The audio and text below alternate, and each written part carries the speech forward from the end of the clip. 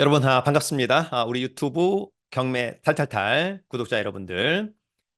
최근에 부동산 시장이 오히려 또 상당히 좀 뜨겁다. 이런 또 뉴스가 많이 나오고 있습니다. 특히 서울 중에서도 강남 3구, 또 신축의 아파트, 역세권의 아파트들의 강세가 두드러지고 있다. 반면에 오래된 구축의 아파트, 지금은 또 사랑을 좀 덜 받고 있다. 그럼에도 불구하고 주변의 아파트 가격이 급등한다면 구축의 아파트 다시 한번 또 상승세 탈 수도 있겠다. 다양한 고민과 고려를 해야 되는 그런 시기가 아닌가 생각합니다.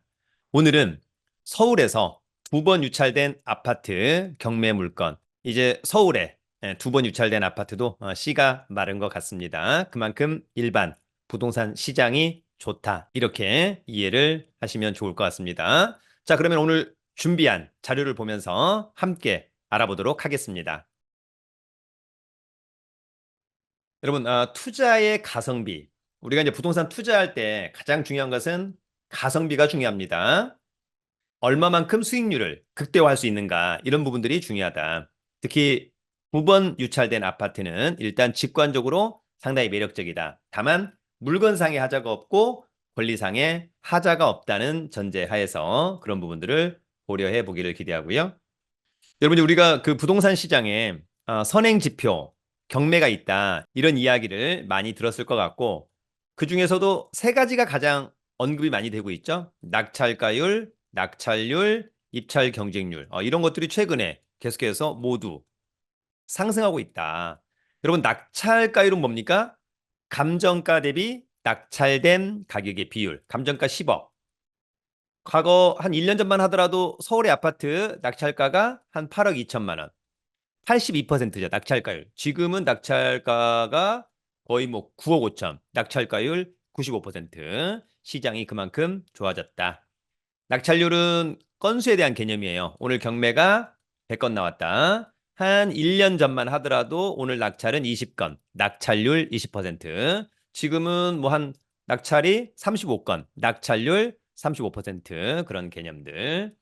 입찰 경쟁률은 이제 몇 명이 같은 부동산에 입찰했느냐, 1대1이냐, 10대1이냐, 50대1이냐, 이런 부분들. 아무래도 요 세 가지가 증가하고 있다라고 하는 것은 일반 부동산 시장이 좋아지고 있음을 간접적으로 반증하고 있다. 이렇게 이제 이해를 하면 될 것 같습니다.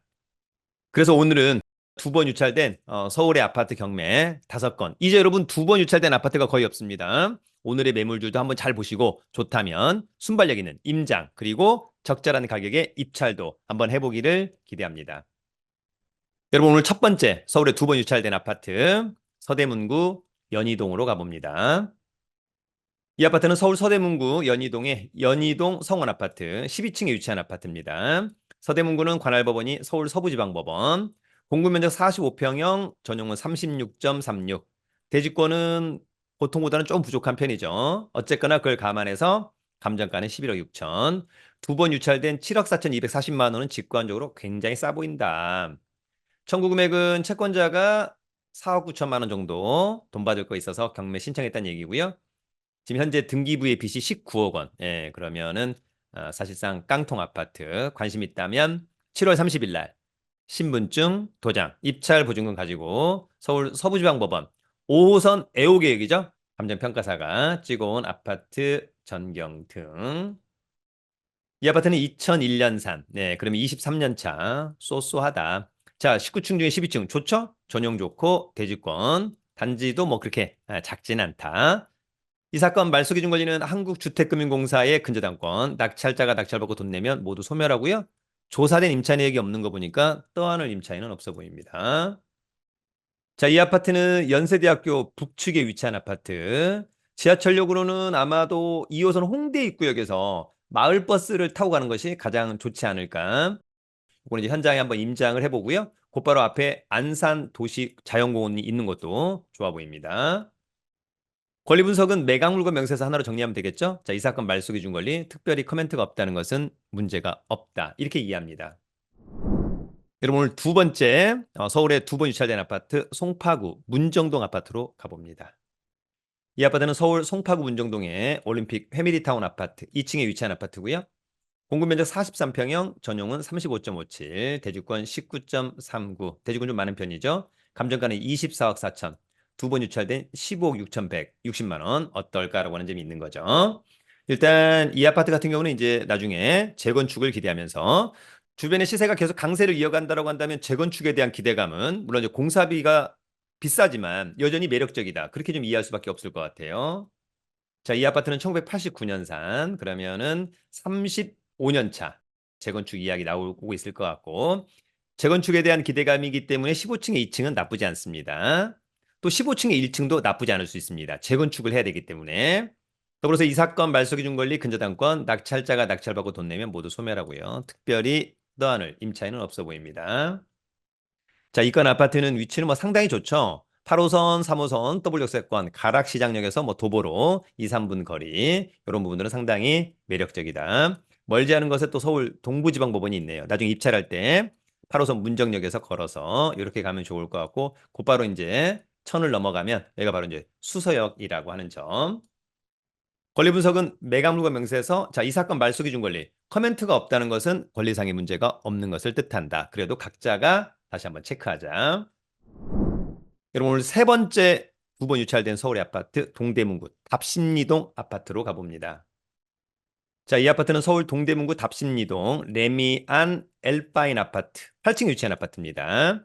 공급 면적 42평형, 전용은 34.73, 16.97, 감정가 11억 3천, 2번 유찰된 7억 2,320만 원. 일단 직관적으로 굉장히 싸 보인다.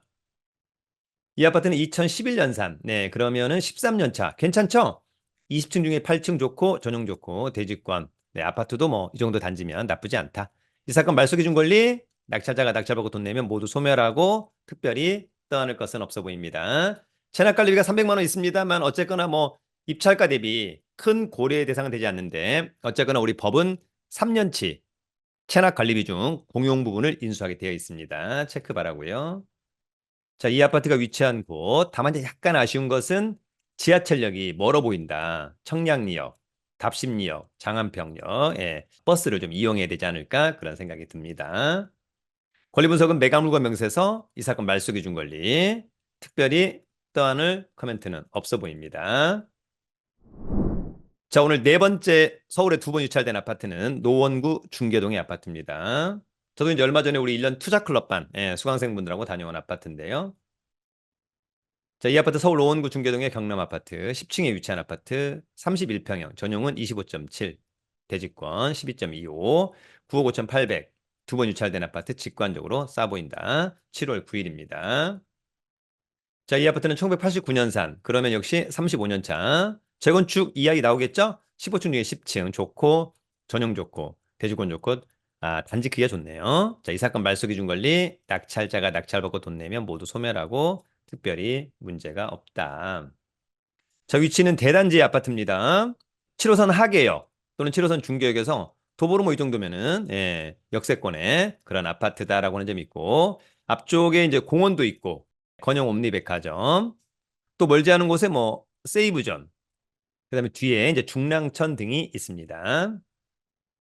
권리 분석은 매각물과 명세에서 이 사건 말소 기준 권리, 특별히 코멘트가 없다는 것은 역시 문제가 없다. 여러분 오늘 다섯 번째 서울에 2번 유찰된 아파트 마지막 강동구 둔촌동의 아파트로 가봅니다. 이 아파트는 서울 강동구 둔촌동의 프라자 아파트입니다. 4층에 위치해 있고요. 이 아파트 입찰할 때 중요한 것은 사건 번호 써야 되는 거 중요하지만 물건 번호 3번을 반드시 기재해야 된다라고 하는 점. 40평형 전용 대지권 좋습니다. 감정평가 13억 5,600, 2번 유찰된 8억 6,784만 원은 직관적으로 싸 보인다라고 하는 점. 조금 오래된 아파트로 보이죠. 자, 이 아파트는 1984년산. 네, 그러면 이제 40년 차. 재건축 뭐 반드시 되어야 하겠다. 15층 중에 4층 좋고 전용 대지권 단지도 뭐 아주 작진 않다. 이 사건 말소 기준 권리 낙찰자가 낙찰받고 돈 내면 모두 소멸하고요.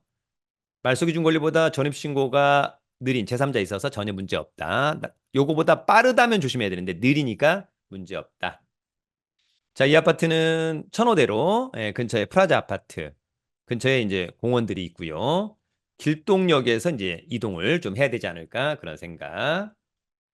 권리 분석은 매각 물건 명세서 입찰했을 때 사건 번호 외에 물건 번호 반드시 기재해야 되고 이 사건 말소 기준 권리 요거보다 날짜 느린 제3자 전혀 문제 없고 커멘트 없다는 것은 문제가 없다는 것을 반증합니다.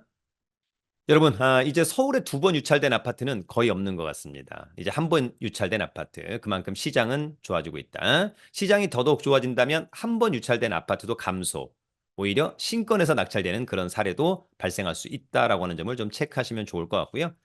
중요한 것은 본인 스스로가 물건상의 하자가 있는지 또 권리상의 하자가 있는지를 꼭 체크하길 기대하고요.